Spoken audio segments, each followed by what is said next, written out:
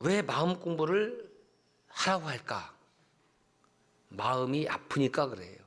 여러분, 마음 공부가 왜 어려운지 제 지난주에 또 곰곰이 기도하며 묵상하며 말씀을 보았습니다. 크게 두 가지 이유가 있어요. 첫 번째 이유는 뭐냐면, 마음 공부가 왜 힘들까? 한번 따라서 하실까요? 내 마음 나도 몰라. 내 마음 나도 몰라요. 내 마음이 가는 방향을 내가 스스로 통제할 수 있다고 생각을 했는데, 내 마음 가는 방향을 내가 압니까? 정말 알고 사세요? 내 마음과 달리, 내 생각과 달리 엉뚱한 말이 나오기도 하고 엉뚱한 행동이 나오기도 하고, 그래서 우리가 살아가면서 내 마음 나도 모르겠어. 마음 공부가 어려운 두 번째 이유가 있습니다. 그것은 이것이죠. 내 마음이 수시로 변하기 때문에 마음 공부가 어렵더라고요. 좀 제 마음을 잘 닦아서 그 마음이 좀 지속적으로 유지되었으면 좋겠는데 이게 참 어려워요. 그래서 속담에 사람은 조석으로 변한다. 아침과 저녁으로 변하더라는 거. 여러분, 잘 한번 관찰해 봅시다. 오늘 이 아침에 여러분들이 깨끗한 복장을 가지고 마음을 다하고 뜻을 다하고 성품을 다하고, 그래서 하나님 앞에 영광의 예배를 드리려고 그 마음가짐으로 나왔습니다. 그리고 예배 후에 기쁨 충만, 은혜 충만, 감사 충만으로 그렇게 마음가짐을 가지고 점심때 이후를 지냈습니다.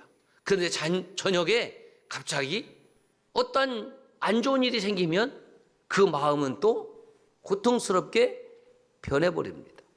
아침의 마음을 점심 저녁 때까지 그대로 유지하기가 쉽지 않습니다.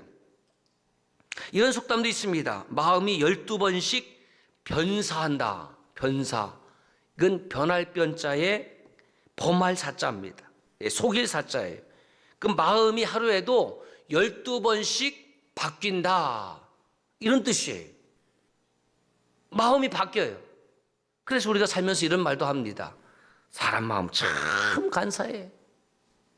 그 뒤에 붙여서 나오는 말이 이런 말이죠. 화장실 갈 때 하고 올 때 마음이 같다 다르다? 다시 한번 여쭙겠습니다. 여러분들은 화장실 갈 때 마음하고 나올 때 마음이 같다 다르다? 달라요, 달라. 네. 그런데 제가 이런 의문을 가는 거죠. 그러면 화장실 갈 때 마음하고 나올 때 마음이 달라야 맞는 거지. 여러분, 잘 생각해 보세요. 지금 화장실 볼일 보러 갈 때의 마음과 시원하게 볼일을 본 후에 마음이 달라야 맞는 거지, 같아야 맞아요? 여러분, 어떻게 생각하세요? 상황에 따라 마음이 변하는 것을 과연 간사하다라고 하는 것에는 제가 동의하기 어렵다라는 뜻입니다. 화장실 갈 때의 마음과 나올 때의 마음이 다르다라는 것은 아마 이런 의미로 해석해야지 맞을 것 같습니다. 쉽게 말하면 자기 상황에 다가오는 삶의 변화에 대해서 수용하지 못하는 태도, 그것을 간사하다라고 얘기하는 겁니다. 우리는 살아가면서 변화를 원해요. 변화를 거부하는 사람은 사실 없습니다. 만약에 어떤 변화를 거부한다면 그 사람을 가리켜서 꼰대라고 해도 저는 틀리지 않다라는데 동의합니다. 그런데 그렇게 변화를 원하면서도 실제로 변화가 시작이 되고 일어나면 신기하기도 그 변화에 대한 저항하는 마음, 저항하는 태도를 갖습니다. 이게 자기 안에 모순이 일어나는 거예요. 변화를 그렇게 원했음에도 불구하고 변화가 시작이 되고 변화가 일어나면은 거기에 대해서 저항감을 갖습니다. 그거 왜 그런 거? 변화가 시작이 되면 기존에 있던 위치에서 달라지기 때문에 내가 익숙했던 것에서 뭔가 다름을 느낄 때에 사람은 불안감을 받기 때문에 그렇습니다. 자신의 헤어스타일을 바꾸는 것도 그렇게 힘이 들어요. 뭐 남편이 얘기해도 안 되고 이건 자식이 얘기해도 안 돼요. 그런데 뭔가 나도 내 스타일을 좀 바꾸고 싶은데 왜 못 바꾸느냐? 이거 좀 헤어스타일을 바꾸면 혹시 나하고 어울리지 않으면 어쩌지? 그 변화에 대한 자신감이 없는 거예요. 변화를 수용할 수 있는 마음도 좀 없고요. 그 마음이 불안하니까 안 되는 거예요. 여러분, 변화를 원하는 것도 자신이고 사실 그 변화의 방해자도 자신이라는 말씀이에요. 내가 변화를 원하지만은 내가 변화받기를 원하지만 그 변화의 걸림돌이 누구냐면 바로 다른 사람이 아니라 내 자신이라는 겁니다. 그런데 여러분, 그리스도인은 어떤 사람이냐면 변화받은 사람을 말하는 겁니다. 그리스도인이 누구냐면 예수 그리스도의 마음을 품어서 내 마음에서 예수님의 마음으로 변화된 사람을 그리스도인이라고 하는 겁니다. 교회 다니는 사람을 그리스도인이라고 하는 것이 아닙니다. 그 사람은 교인이죠. 그 예수님의 마음은 어떤 마음이냐면 예수님의 마음은 변화를 이끌어가는 마음이고 변화를 창조해내는 마음이라는 겁니다. 내 마음 가지고 도무지 구원받을 수가 없습니다. 이렇게 헛마음, 상한 마음, 아픈 마음, 다친 마음, 굳은 마음을 가지고는 우리가 구원에 이를 수가 없는 겁니다. 예수 그리스도의 마음을 품지 아니하면 너희 안에 이 마음을 품으라 예수 그리스도의 마음이니 그 마음을 품지 아니하면 나는 마음이 온유하고 겸손하니 나의 멍에를 메고 내게 배우라. 그리하면 너의 마음이 아니라 너희 영혼이 쉼을 얻으리니 그 주님께서 끊임없이 나의 마음을 배우라고 말씀합니다. 여러분, 누가 저와 여러분 가운데 타인을 향해서 여보 당신 지금 잘 생각해 보세요. 당신의 마음이 지금 틀렸습니다. 그런 마음 가지면 안 돼요. 그러니 내 마음 가지세요라면서 자신 있게 내 마음을 배우라고 얘기할 사람이 있습니까? 없어요. 이건 절대 없습니다. 우리의 마음이 그렇게 온전한 마음이 아니기 때문에 그렇습니다. 그 제가 이렇게 정리를 해봤습니다. 그리스도인이 누구냐? 시작.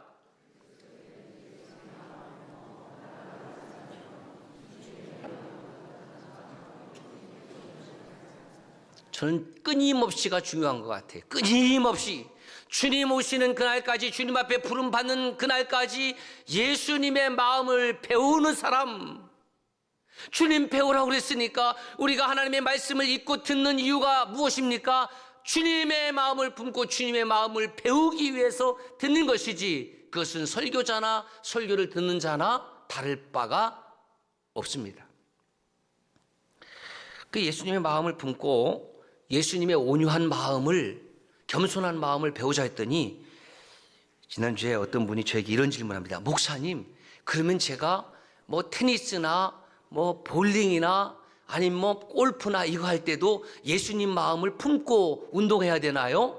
그 질문하는 거예요. 여러분 어떻게 생각하세요?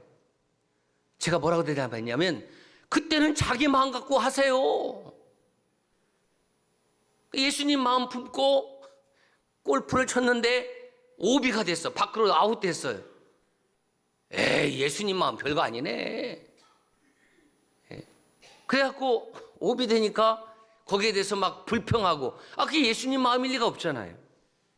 그냥 자신의 마음을 품고 자기 스타일대로 운동하세요.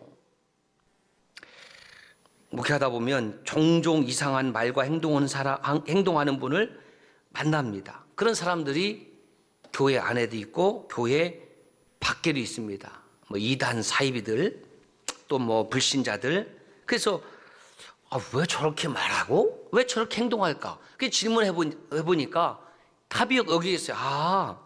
저 사람들의 마음이 아프구나.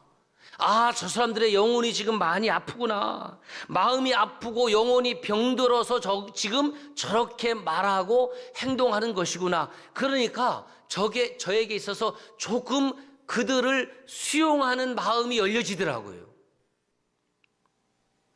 여러분, 사람은 아주 독특한 존재인데요. 육신만으로 존재하는 것도 아닙니다. 정신만으로 존재하는 것도 아니고 소울, 영으로만도 존재하는 것이 아니라 육신과 정신, 마음과 영혼으로 이 세계가 통합되어 존재하는 아주 독특한 존재예요. 그래서 육신이 병이 들면 다는 아니겠지만은 그 마음도 매우 힘든 것이 보편적입니다. 마음이 힘들면 영혼도 힘듭니다. 육신은 건강하지만 마음에 병이 들면 영혼도 아파해요. 그렇게 마음에 병이 들기 시작하면 육신도 힘듭니다. 또 영혼이 병이 들면 이것은 너무 걷잡을 수 없어요. 마음에 그늘이 생기고 육신도 아플 가능성이 높습니다. 그래서 이 육신과 마음과 영혼은 아주 서로 긴밀한 관계를 가지고 있고 서로 영향력을 미치고 있다는 겁니다. 그래서 육신에 병이 들면 병원을 금방 찾고, 그리고 그 작은 병원에서 해결이 안 되면 종합병원으로, 대학병원으로, 그리고 명의를 찾습니다. 그래서 진찰하면 그 진찰 결과에 대해서 내가 마음에는 흡족하지 않지만 수용하고 인정합니다. 그래야지 치료가 시작이 되니까. 그런데 마음이 아프고 영혼이 아픈 것은 잘 드러나지도 않거니와, 그 마음이 아프고 영혼이 아프다고 하면 그것에 대해서 타인을 향하여 인정하려고 하지 않습니다. 아니, 내가 무슨 문제가 있다고 그래? 나만 문제인가? 그리고 바로 그 사람이 공격한 것으로 인지를 하고 상대방을 향하여 공격합니다. 내 마음만 그래? 당신 마음은 괜찮은 줄 알아? 나만 그래? 당신은 어때? 그렇게 강하게 반발하고 거부합니다. 내 영혼은 문제가 없어. 내 신앙 문제가 없어. 문제가 없는데 왜 자꾸 문제가 있다고 그래? 기분 나쁘게. 어떤 이는 타인의 정신 상태를 아주 고의적으로 교묘하게 지배합니다. 이걸 가스라이팅이라고 하죠. 그래서 그 사람이 없으면은 어떤 말, 어떤 행동하는 것을 하는 것이 어려워요. 조심해야 됩니다. 이 가스라이팅 당하는 사람은 그거 자신이 가스라이팅 당하고 있다고 인식하지 못해요. 주변에서 이야기해도 도통 들으려고 하지 않습니다. 그래서 치유받기가 어려운 겁니다. 여러분, 마음과 정신이 아프면 앞서 드라마 얘기를 했듯이 정신병원에도 가겠죠. 그런데 우리가 마음과 영혼이 곤고하고 아플 때에 어디도 와야 되냐면 하나님께로 나와야 되는 겁니다. 왜냐하면 하나님께서 우리의 영혼을 만져주시면 우리의 마음도 온전케 되고 우리의 육신의 아픔도 온전케 되기 때문에 그렇습니다. 보세요. 내가 육신적으로 아프면 사실은 나 혼자 아픈 거예요. 속상해도 나 혼자 아프고 끝나는 거예요. 부부 사이라 할지라도 남편이 아프면 옆에 있는 아내는 마음이 아프겠지만 남편이 육신적으로 아프면 남편이 아픈 거고 아내가 아프면 아내가 아픈 겁니다. 그런데 정말 심각한 것이 뭐냐면 마음과 영혼에 병이 들면 그것은 나뿐만 아니라 타인에게도 심각한 영향을 미친다는 겁니다. 자신만 힘든 것이 아니라 그 아픈 마음이 사정없이 주변에 노출됐을 때에 주변 사람들에게 아픔을 준다는 것입니다. 그러면 상담 센터를 가서 또는 정신병원에 가서 그 마음이 치유가 된다고 합시다. 그러면 그의 영혼까지 치유되는 것이냐? No, 그렇지 않습니다. 그러면 영혼이 치유되면 마음이 치유되냐? Yes, 이것이 성경적 관점입니다. 아픈 마음을 상담하고 치유하는 상담소도 있고 마음 공부를 앞세워 포교하는 종교도 있습니다. 그런 곳에서 마음이 치유받고 도움을 받을 수 있고 적절한 위로를 받을 수 있다고 저는 인정합니다. 그러나 이 아침에 여러분들이 분명히 아셔야 될 것은 그 사람의 마음이 치유되고 그 사람의 마음이 평안하다고 해서 그 사람의 영혼까지 평안한 것은 아니라는 것입니다. 내 영혼의 주인은 오직 예수 그리스도입니다. 내 마음의 주인도 예수 그리스도입니다. 내 육신의 주인도 예수 그리스도입니다. 그러므로 내 영혼의 치유는 세상의 다른 무엇으로 절대로 되어지는 일이 없고 오직 예수 그리스도 안에 있습니다. 영혼의 치유는 예수 그리스도 안에 있습니다. 영혼의 치유는 구약과 신약을 먹을 때에 그 안에서 우리의 상한 영혼이, 우리의 병든 영혼이 치유받고 회복되어진 역사가 일어날 줄로 믿습니다. 그래서 찬송가 412장에 이렇게 되어 있습니다. 내 영혼이 극히 깊은 데서 맑은 가락이 울려나네. 내 영혼의 극히 깊은 곳에서 맑은 가락이 울려나네. 여러분, 이 찬양하면 1절만 같이 하면서 이 찬양을 부를 때에 하나님의 영이 저와 여러분들을 치유하시고 만져주심의 역사가 일어나기를 주의 이름으로 축복합니다.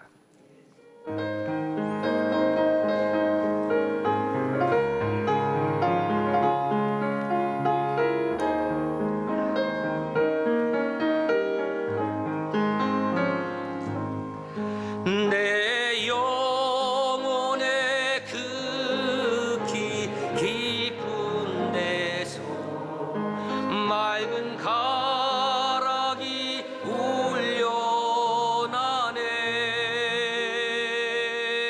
하늘 곡조가 언제나 흘러나와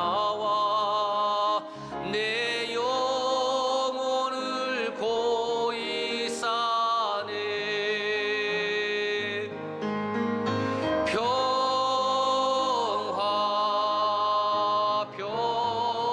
평화로다. 하늘 위에서 내려오네. 그 사랑의 물결이 영원토록 내 영혼을 덮으소서.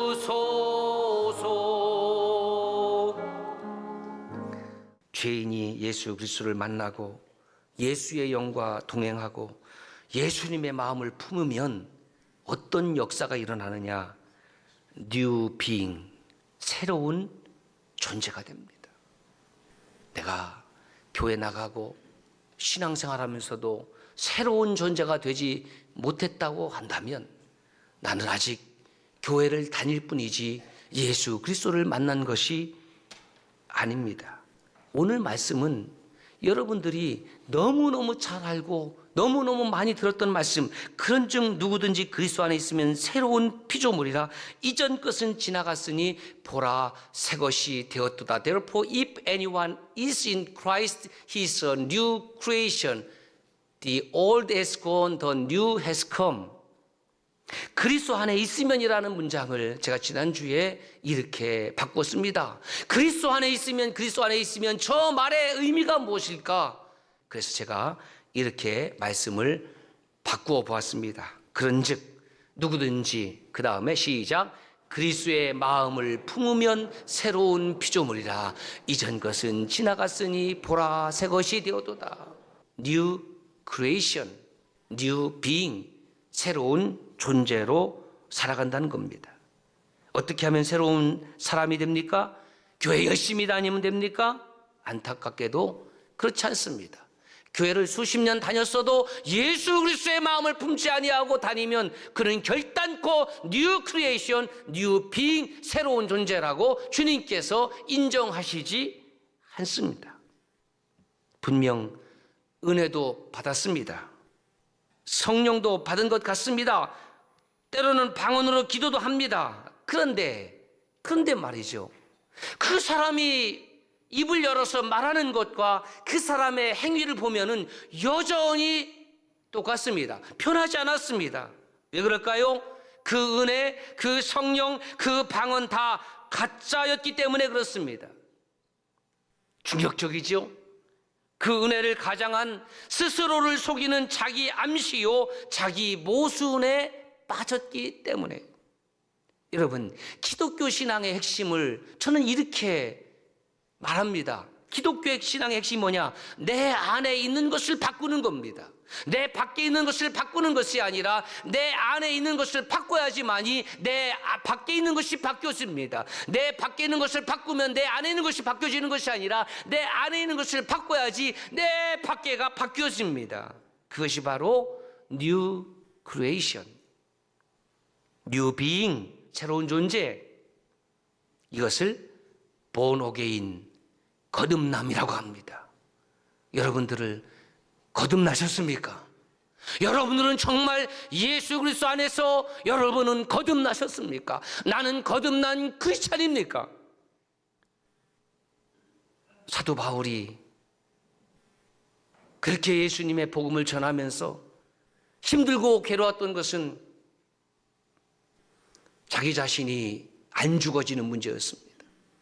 그래서 고린도전서 15장 31절에 정말 위대한 고백을 하는데 어떤 고백을 하냐면 나는 날마다 죽노라. 한 번 죽으면 됐지. 한 번 죽는 것도 힘들고 어려운데 어떻게 내가 날마다 죽는다는 말인가? 여러분, 다른 사람이 나를 죽이려고 하면 내가 먼저 그 사람을 죽일지도 몰라요.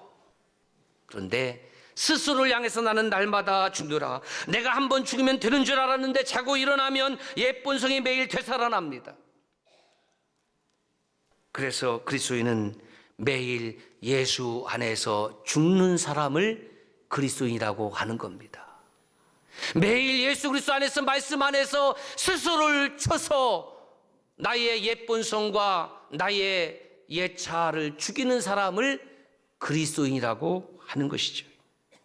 그런 차원에서 교회와 그리스도인들은 세상을 개선시키기 위해서 존재한 것이 아니라 세상을 복음으로 변화시키고 창조의 질서를 회복시키기 위하여 존재하는 것입니다. 주님은 저와 여러분들이 개선된 사람, 발전된 사람, 업그레이드된 인생으로 살기를 원하는 것이 아니라 전혀 다른 새로운 존재로, 뉴 크리에이션으로, 뉴 비잉으로 살기를 원하십니다. 초대교회 성도들이, 예루살렘 교회나 안디옥 교회 교인들이 주변 사람들로부터 그렇게 칭송을 받았던 이유는 당시의 사람들과 전혀 다른 생각, 전혀 다른 마음, 전혀 다른 영으로, 전혀 다른 삶의 행위로 드러났기 때문에 주변 사람들에게 칭송을 받았습니다. 주님 마음 내게 주소서라는 찬양이 있습니다. 이런 가사입니다. 보소서 주님, 나의 마음을 보세요. 선한 것 하나도 없습니다. 그러나 내 모든 것 주께 드립니다. 사랑으로 안으시고 날 소렵게 하소서. 주님 마음 내게 주소서. 내 아버지 주님 마음 내게 주소서. 나를 향하신 주님의 뜻이 이루어지도록 주님 마음 내게 주소서. 찬양의 내용을 보니까 네 가지가 나오는데, 나의 마음은 선한 것이 없습니다. 동의하십니까? 예, 저도 동의합니다. 예, 뭐 안 하시는 분 어쩔 수 없죠. 두 번째, 내 모든 것 주님께 드립니다. 동의하십니까? 동의가 쉽게 안 되죠. 이거를 지금 이 찬양하신 분들은 큰일 났어요. 내 모든 것 다 드린다고 했는데, 예, 오늘 또 뭐 조금 떼갖고 여기다가 드리는 척 해놓고 어디서 이렇게 내 모든 것 다 드립니다라고 뻔뻔하게 찬양할 수 있어요. 내 모든 것이 아니라 내게 주신 것 중에서 일부를 드립니다. 가사를 수정했으면 좋겠어요. 쉽지 않습니다.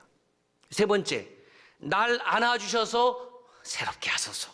동의하세요? 이거야 좋지, 이거야 좋지. 날 안아주시고 새롭게 한다는데 뭐 거부할 이유가 있나요? 마지막, 주님 마음 내게 주소서. 따랐습니다. 완전 동의지. 이건 완전 동의지. 이거 완전 동의예요. 아주 이 두 번째만 좀 마음에 껄쩍지근하고 지금 다른 건 다 완전 동의예요. 왜 주님 마음을 달라는 것입니까? 뭐 누가 달라는 것이에요? 내게 주님 마음이 없으니까 달라는 겁니다. 왜 그런고 하면 내 마음으로만 살면 내 인생이 망하기 때문에 그렇습니다. 주님 마음이 없으면 내 인생, 내 마음대로 살면 내 마음은 필경 나를 멸망으로 인도하기 때문에 그렇습니다. 그래서 간사한 내 마음이 아닌 온유하고 겸손한 주님의 마음을 달라는 간구가 찬송으로 된 것입니다. 여러분, 우리는 율법을 따르던 옛 사람에게서 예수 그리스도의 복음을 따르는 뉴 크리에이션, 뉴 비잉, 새로운 존재로 사는 그리스도인입니다. 그래서 이렇게 정리를 했습니다. 시작. 그리스도의 마음 공부는 예수 그리스도의 은혜로 말미암아 새로운 피조물로 변화받는 것을 목적으로 한다. 마음 공부는 뉴 크리에이션, 뉴 비잉. 예수 그리스도의 마음을 품을 때